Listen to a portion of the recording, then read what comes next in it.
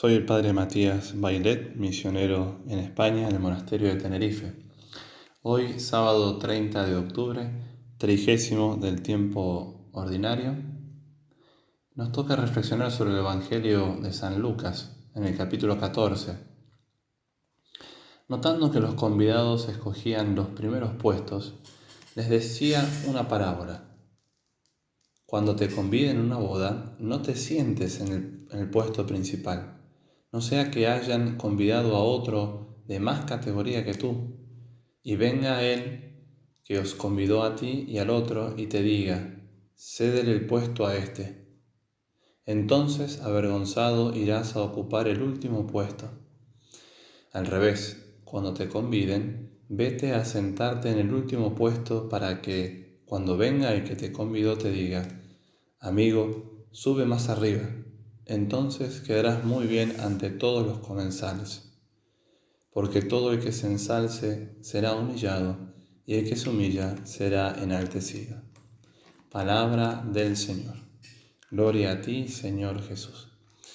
Queridos hermanos, hoy nuestro Señor, en este extracto del Evangelio que hemos escuchado de San Lucas, nos da una lección una lección del todo importante, que es la lección de la humildad. Nos advierte de la importancia de la humildad para nuestra vida y también del gran peligro que puede correr nuestras almas de la presunción, de querer buscar los primeros puestos, los primeros lugares.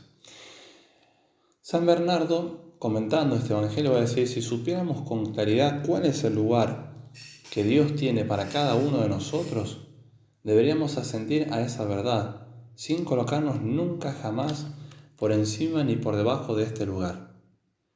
Pero en el estado en que nos encontramos, a veces nos es difícil saber bien en qué estado nos encontramos, como dice San Bernardo. Dice, los decretos de Dios se nos presentan a veces envueltos en tinieblas y su voluntad permanece oculta.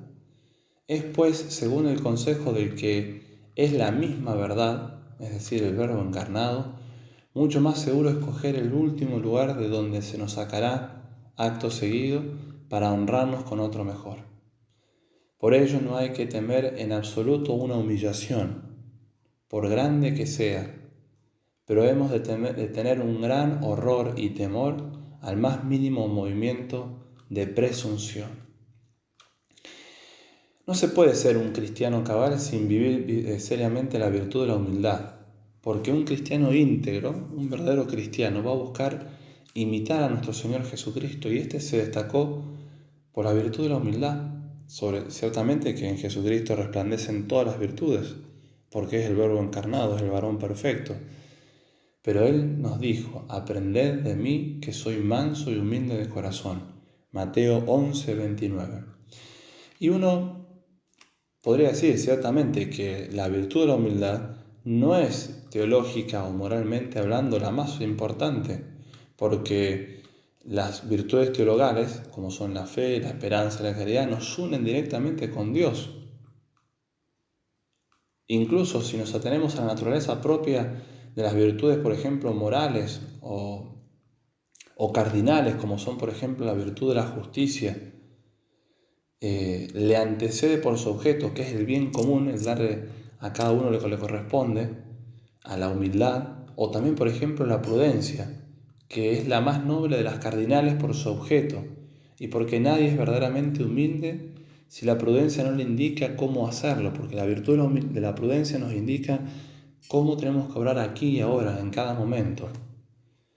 Pero bajo cierto aspecto, la virtud de la humildad las precede a todas, porque es el fundamento de toda la vida espiritual.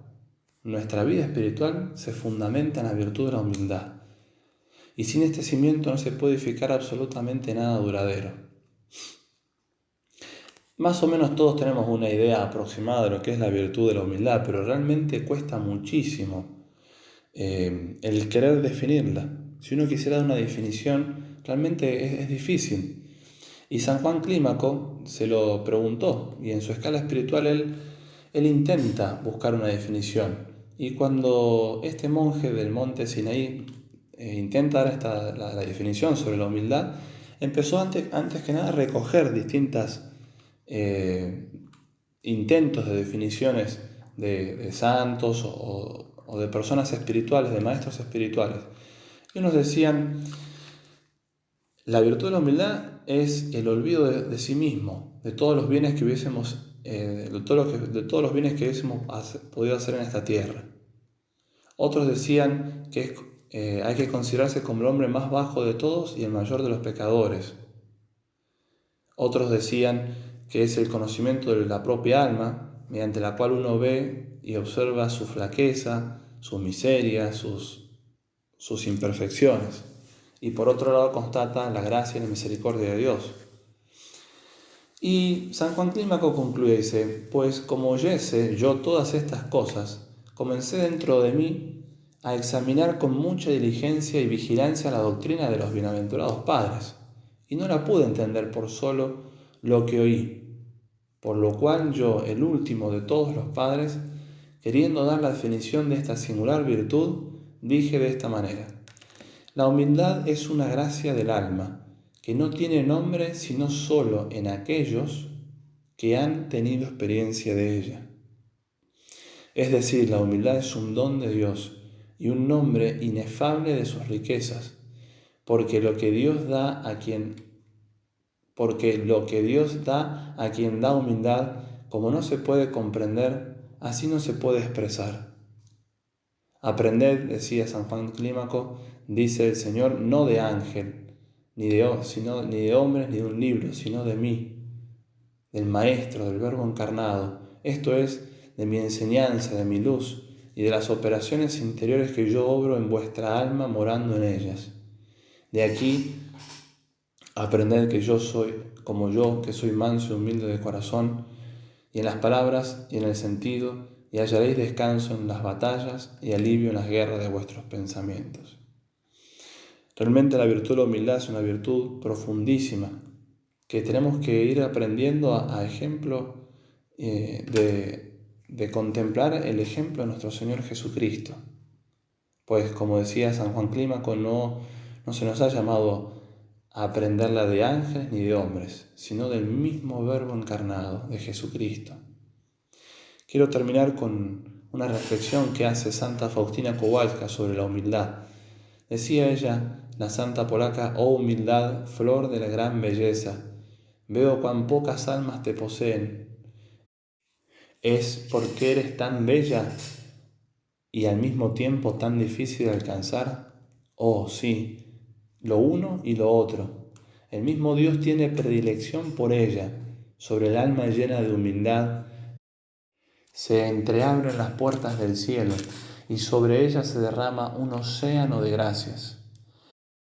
Oh, qué bella es el alma humilde. De su corazón sube un perfume extremadamente agradable y a través de las nubes llega hasta el mismo Dios y llena de gozo al mismo corazón santísimo de nuestro Señor.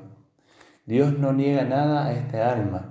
Un alma así es toda poderosa. Fíjense lo que dice Santa Faustina.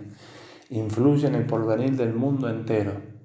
Dios a un alma tal la levanta hasta su trono. Cuanto más se humilla, más Dios se inclina hacia ella, la sigue con sus gracias y con su poder la acompaña en todo momento. Esta alma está profundamente unida a Dios. Esa es la gracia que le pedimos hoy, a la Santísima Virgen María, ella que ante el anuncio del ángel dijo: he aquí la esclava del Señor, que nos ayude a profundizar en esta virtud, pero sobre todo que nos ayude a alcanzarla, para que podamos vivir una profunda intimidad con Dios. Que la Virgen nos bendiga.